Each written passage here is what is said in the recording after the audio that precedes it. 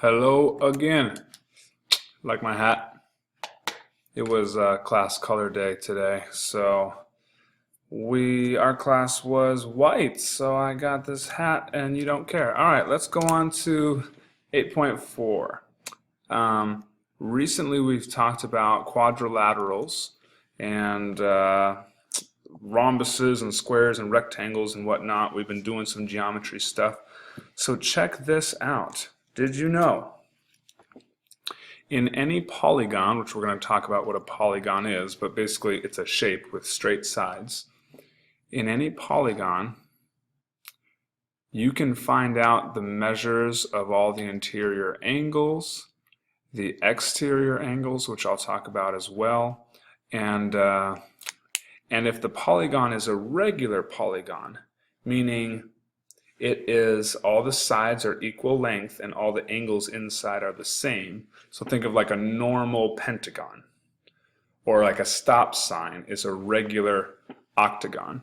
For those, there's a formula that you can figure out what the angle, each angle measures, because each angle is the same. So anyway, so let's get into it. This is 8.4, so check this out. We're not going to take the time to look at this activity. We're actually going to skip right down here to the bottom. So, polygon. What is a polygon? It's a closed figure. The sides are line segments, and they intersect only at their endpoints. Regular polygon, all the angles have the same measure, all the sides have the same length. So look at these man, I can't talk today. These diagrams here. So these are polygons because the sides are straight and they're all meeting together. They're all closed figures. These are regular polygons. Notice all the angles are the same measurement. The sides are the same length. And then these are examples of figures that are not polygons. This has a curved line. Not okay. That one's not closed, and that one's intersecting. Now this one is interesting because that triangle up there itself is a polygon, and so is that triangle. But this whole shape as a whole is not a polygon. Okay? Now just to review, pentagon, 5 sides, hexagon, 6 sides, heptagon, 7, octagon, 8, and then a 12gon, 12 sides. All right? And you can actually use this terminology. 12gon has 12 sides. 27gon has 27 sides, and so on and so forth. So that's not so hard. The fun part is getting to this. Here you have 2 formulas, and we're going to do a little work with both of these formulas and make sure that you understand them. They're not so bad. Let's look at this first one. The sum of angle measures in an n-gon. What is an n-gon? What is an n-gon? N just means you can stick any number in there. So a 3-gon we typically call what? If it has 3 sides and it's a polygon, that's a triangle. Right? Well, we don't really have names for a shape with 13 sides, so we just call it a 13-gon. Or, like I said earlier, a 27-gon. Get the picture? All right. So to find the sum of the angle measures inside, so let's say I have a 27-gon. 1, 2, 3, 4, 5, 6, 7. You couldn't even see that. All right. Pretend with me, okay? Play make-believe. Pretend that all of these lines are straight, and there's 27 there, 27 different sides. You guys know that the number of degrees inside a triangle is what? How many degrees inside a triangle? Think about it, think about it. 180 degrees. How about any quadrilateral? 360. Well, what if you get to a pentagon? 1, 2, 3, 4, 5. Or a hexagon, or a 27-gon. How do you figure out? Here's the formula. Find out what your number n is. How many sides does this thing have? Subtract 2 from it, and then multiply by 180. So if we got a 27-gon, I'm doing, on my calculator, 27 minus 2, then I'm going to multiply that by 180. So 25 times 180, the number of degrees, wow, 4,500 degrees in a 27 gon. Okay, now check this out. The measure of one angle in a regular n-gon. What does regular mean? Don't forget it. It means it's a normal looking shape, as in, I'll try to draw one for you. I tried to make a normal pentagon there, meaning that angle is the same as that one, same as that one, same as that one, same as that one, and all the sides are the same length. So, the measure of one angle. Why would you only figure out what one angle measures? Because all of the angles are the same measurement. Duh, right? You don't have to figure out each one. You just figure out one and you know them all. So we've got a nice formula to do that. This is a 5-gon, also known as a pentagon. And so let's figure out what the measure of one of these angles would be. 5 minus 2 is 3. Got my calculator over here. 3 times 180 divided by, check that out, divided by 5 again. Excuse me, is 108. That one's 108 degrees, and so are the rest of these. Now, did you notice something? This formula for the measure of one angle in a regular n-gon is the same as that formula, just dividing by n. Which makes sense, because this formula up here, up top, that's the total number of degrees inside, and then you just divide by the number of sides, which happens to be the same as the number of angles. So that's how those two formulas are related.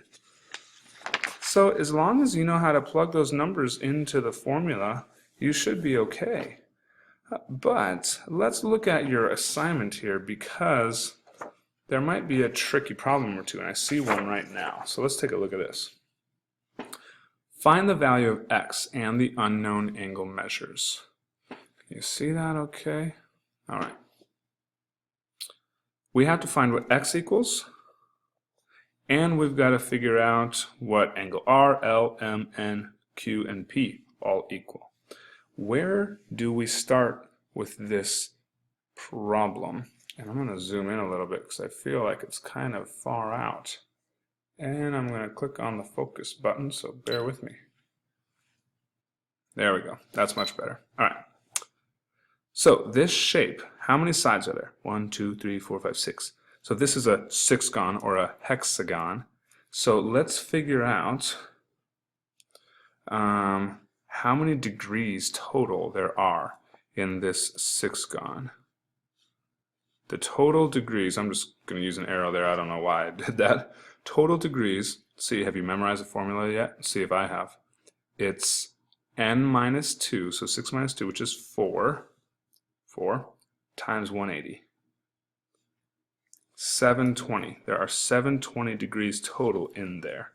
So, we've got 2x plus 2x plus the bottom 2x and the other bottom 2x plus the left 2x and the right x would equal 720. Now, all of these are like terms, aren't they? Woo. So, we can just add them together. 2, 4, 6, 8, 9, 10. 10x equals 720. Please don't tell me you would use a calculator for that. 720 divided by 10 is 72. X equals 72. Are we done? No. Angle R, measure of angle R. And now I'm going to kind of zoom out just a little bit. Measure of angle R would just be 72. And actually you can write it this way. Measure of angle N equals, is the same as measure of angle R, which equals 72. And then L, M, Q, and P would all be the same. So measure of L equals the measure of M, which equals the measure of Q, which equals the measure of P. And all of those are 72 times 2, 144 degrees. Got it. Good job. All right, and now let me see if there are any others here that are going to scare you. Notice this right here, and let's see, there we go. Exterior angles. The angles marked with letters are called exterior angles. Check this out. In 8th grade, you're going to be dealing more with this concept in your assignment. But these exterior angles are always on the outside, obviously, of the polygon. Now, if you know that this one's 70, can you figure out what C is? Yes. You must never forget, my children, that if you have two adjacent angles that make one straight line like that, I could draw a sunset right there like that if I wanted to, but I'm not because I got a pen. That is called a linear pair, and it's special because it always adds up to 180. 180 every time. So C, I can already tell you, is 110, because 110 plus 70 equals 180. A is 130, because 130 plus 50 is 180. B is 120. Boom. That problem's done. Well, I guess that's not even a problem, is it? All right. So let's go to, I'm going to show the 8th graders something real quick.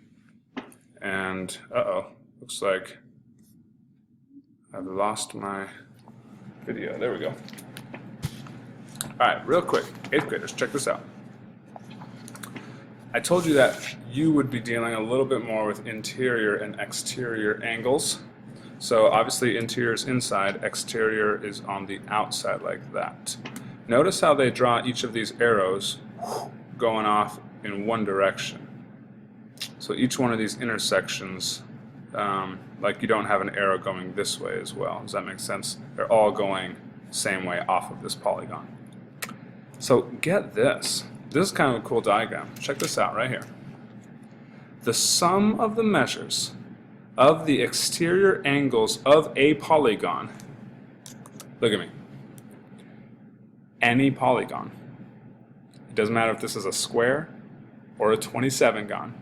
Any polygon, the sum of the measures of the exterior angles is always 360 degrees, which is kind of cool. So what I like to do, I like to pretend, where's my pencil? There we go. Pretend you're walking along this path. Okay? And you decide you're going to like make a big loop around. Okay, so you're going to turn this many degrees to go on this path. Alright, so they put that 2 right there. Then you're going to turn this many degrees to go on that path. And this many degrees to go on that path, and so on and so forth, until you have turned around this yellow one that many degrees, and you are now going the same direction you started out going. You just did a whole 360. That's why around any polygon, the measures of the exterior angles add up to 360, which makes a nice perfect circle right here every time. So that's kind of cool. So 8th graders, you need to pay close attention to this blue box. The sum of the interior angle measures is, and here's that same formula that the 7th graders saw, and here's the formula for a regular polygon one angle measure.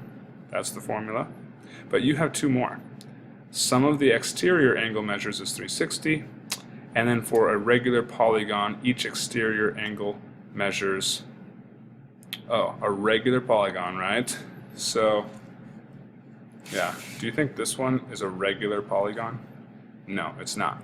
It doesn't have all the same equal length sides. So, in the case of a regular polygon, such as this, each exterior angle measurement would be 360 divided by the number of sides there are. All right? And I believe you're going to be A-okay. So, Have fun, and I'll see you next time.